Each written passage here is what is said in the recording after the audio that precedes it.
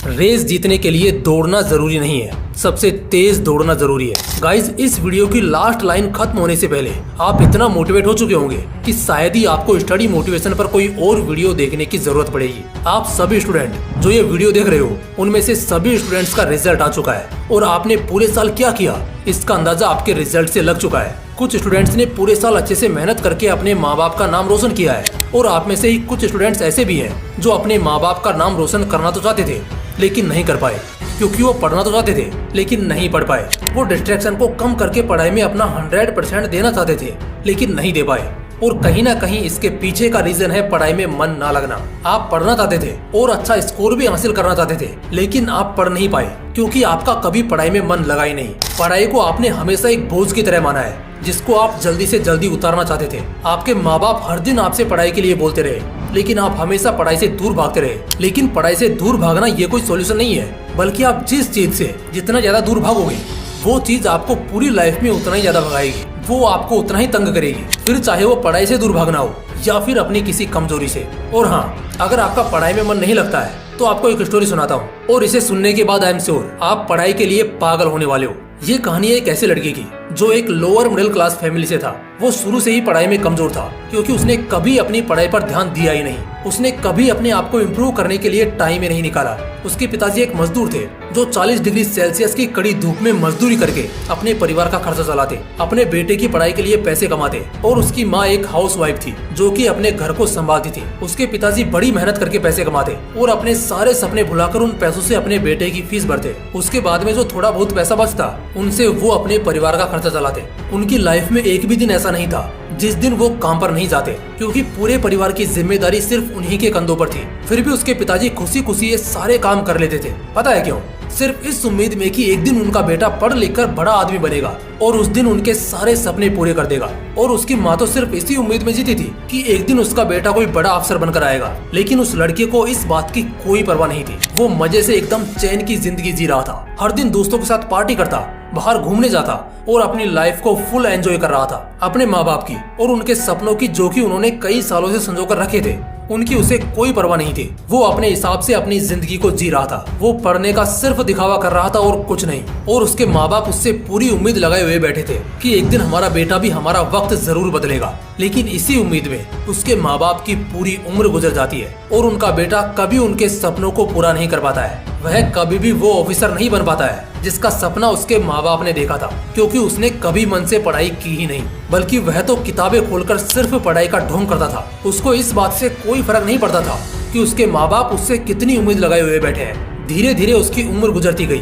और वह एक एक पैसे के लिए मोहताज होने लगा। और वो समय आने में देर नहीं थी जब वह कुछ पैसे कमाने के लिए दर दर की ठोकरें खा रहा था। अब उसे अपना पुराना वक्त याद आने लगा जब उसके माँ बाप उससे पढ़ाई के लिए कहते थे कि बेटा पढ़ ले, ये वक्त दोबारा नहीं आएगा और जब तक तुम यह समझ पाओगे तब तक बहुत देर हो चुकी होगी। और आज उनके द्वारा कही गई ये बातें उसके सामने सच हो गई। अब उस लड़के की जिंदगी में पछतावे के अलावा कुछ नहीं बचा था। अब वो चाह कर भी कुछ नहीं कर सकता था, क्योंकि वक्त सिर्फ एक बार मिलता है सबको अपनी जिंदगी बनाने के लिए। अगर इस पूरी कहानी में से सिर्फ कुछ बातों को हटा दिया जाए तो ये कहानी किसी और की नहीं है, बल्कि ये कहानी आपकी है। क्योंकि तुम भी अगर इस लड़के की तरह पढ़ाई कर रहे हो ना, तो वो वक्त आने में देर नहीं लगेगी जो वक्त इस कहानी में इस लड़के का आ चुका है। क्योंकि आज अगर तुम वक्त की कद्र करोगे तो कल वक्त तुम्हारी कद्र करेगा, और अगर आज तुम वक्त के साथ खेलोगे तो कल यही वक्त तुम्हारी जिंदगी को एक खेल बना देगा।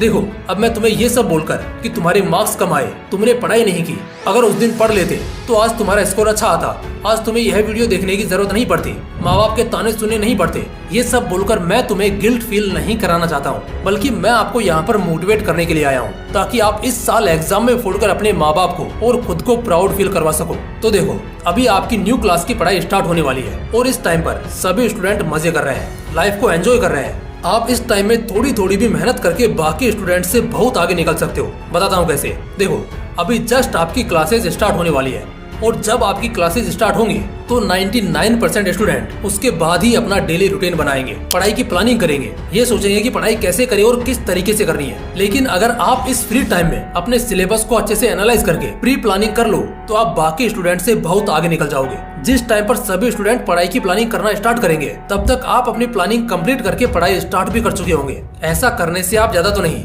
लेकिन 75% स्टूडेंट से ऑलरेडी काफी काफी आगे निकल चुके होंगे। आपको पूरे सिलेबस के बारे में सब कुछ अच्छे से पता होगा कि मुझे अपनी पढ़ाई किस तरह से स्टार्ट करनी है और किस तरह से रेगुलर पढ़ाई करते हुए अपने सिलेबस को एग्जाम से पहले कंप्लीट करना है। देखो, जो वक्त गुजर गया उसका आप कुछ नहीं कर सकते हो, लेकिन जो वक्त आपके पास है उसका अच्छे से यूज करके आप अपने फ्यूचर को सेट कर सकते हो, अपने करियर को बना सकते हो। तो चॉइस आपके हाथों में है कि आप जो वक्त निकल गया है उस पर रिग्रेट करते हुए अपनी जिंदगी को उजाड़ दोगे या फिर जो वक्त आपके पास है उसका अच्छे से यूज करके अपनी लाइफ को ब्राइट बनाओगे। देखो, सच तो यही है कि जिंदगी को जीने के लिए आपको मेहनत तो करनी पड़ेगी। अगर आप आज मेहनत करोगे तो कल चैन से बैठकर खा लोगे, लेकिन अगर आप आज चैन से बैठ जाओगे तो कल चैन से बैठकर नहीं खा पाओगे। वो किसी ने कहा है ना कि अगर आज 8 घंटे अच्छे से बैठकर पढ़ाई कर लोगे तो कल 12 घंटे खड़े होकर धूप में काम नहीं करना पड़ेगा। यही सही टाइम है खामोशी से पढ़ाई करने का, क्योंकि अब आपके पास टाइम भी है और पढ़ने के लिए पूरा सिलेबस बाकी भी है। तो आज और अभी से अपना एक डेली रूटीन बनाओ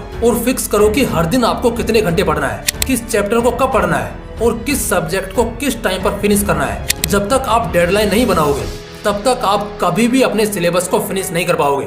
माना कि आज आपके पास 10 महीने हैं, लेकिन वो दिन आते देर नहीं लगेगी जब आपके एग्जाम में सिर्फ 10 दिन बाकी रह जाएंगे। इसलिए हर सब्जेक्ट के हर चैप्टर की एक डेडलाइन सेट करो कि आपको वह पर्टिकुलर चैप्टर या सब्जेक्ट कब फिनिश करना है। और सबसे इम्पोर्टेंट, सिर्फ पढ़ने से ही कुछ नहीं होता, पढ़ने के साथ साथ आपको रिवाइज भी करते हुए चलना है। इसलिए आज आप जो भी पढ़ रहे हो उसको नेक्स्ट डे रिवाइज जरूर करो, ताकि वो चीज आपके लॉन्ग टर्म मेमोरी में सेव हो जाए। और एक सबसे बड़ी मिस्टेक जो आपको नहीं करनी है, जब भी आप कोई भी चैप्टर या टॉपिक पढ़ते हो तो उसमें आपको जो भी कंफ्यूजन या डाउट रहता है उसको तुरंत एक डायरी में नोट कर लिया करो।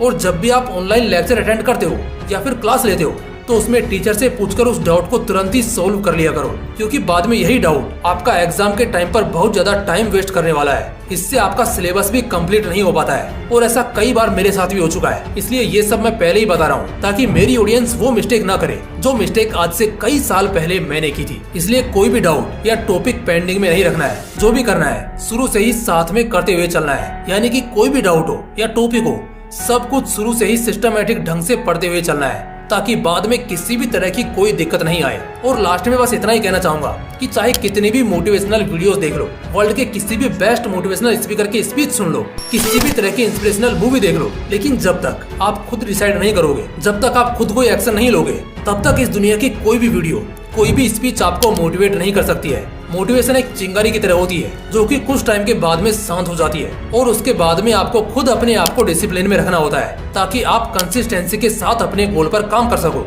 और अगर आप अब तक इस वीडियो के लास्ट में बने हुए हो तो सच में आप एक सीरियस स्टूडेंट हो और अपनी लाइफ में कुछ बड़ा करना चाहते हो। मुझे पूरी उम्मीद है कि एक दिन तुम अपनी लाइफ में कुछ बड़ा जरूर फोड़ोगे, क्योंकि जो इंसान कुछ बड़ा सोचने की हिम्मत रखता है उसके अंदर कुछ बड़ा फोड़ने का जज्बा भी होता है। बस जरूरत है तो सिर्फ उसे शुरुआत करने की। तो गाइस, अगर आपको ये वीडियो पसंद आई हो तो इसे लाइक करके चैनल को सब्सक्राइब जरूर करना। और हाँ, नेक्स्ट